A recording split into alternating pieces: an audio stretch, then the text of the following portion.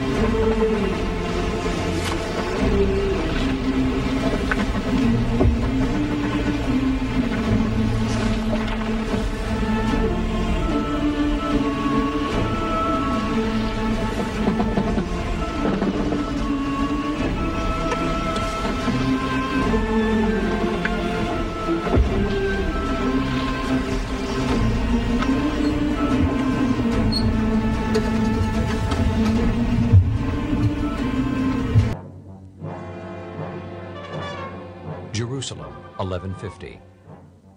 Saladin united the Islamic world under his leadership and began to chip away at the remaining Christian holdings. In 1187, he defeated the Crusaders at the decisive Battle of Hattin and eventually captured Jerusalem itself.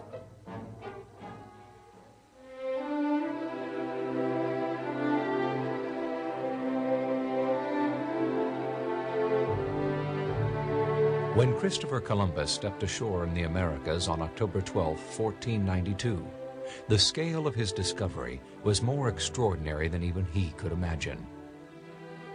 Few events have altered the course of history as drastically as that fateful day when Columbus planted a wooden cross in the sand of a small Caribbean island.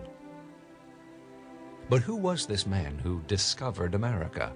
And what drove him to make that first epic voyage across the green span of darkness?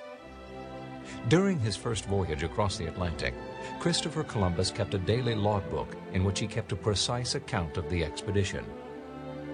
December 26, 1492.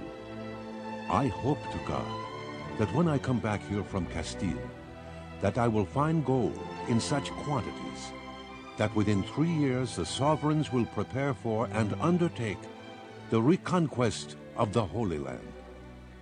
Columbus had hoped to open trade routes to the Indies, He had a deep desire to evangelize the nations, and yes, he aspired to the titles and privileges that were certain to come with the discovery of a new world.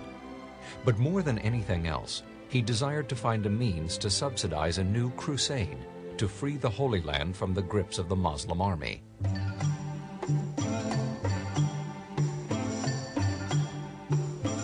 During the time between his third and fourth voyages, Columbus wrote a book entitled The Book of Prophecies. The vast majority of the manuscript deals with the restoration and the future glory of Jerusalem. It appears that he could think of little else. He was obsessed with the notion that the scriptures plainly taught that Christ's final mandate, the Great Commission, could not possibly be fulfilled as long as the menacing specter of the Turks remained in the Holy Land. He wrote, "For the execution of the journey to the Indies, I did not make use of intelligence, mathematics, or maps. It is simply the fulfillment of what Isaiah had prophesied. At the time, I was motivated by the scriptures to go to discover the Indies. I have already petitioned your highnesses to see that all the profits of this, my enterprise, should be spent on the conquest of Jerusalem." Clearly, the motivations of Columbus were significantly shaped by the eons-long conflict between Christendom and Islam. The evidence is inescapable. He sailed not to discover a new world, but to find a way to recover the old one. So, this last crusader set sail for Jerusalem, and somewhere along the way, he discovered America.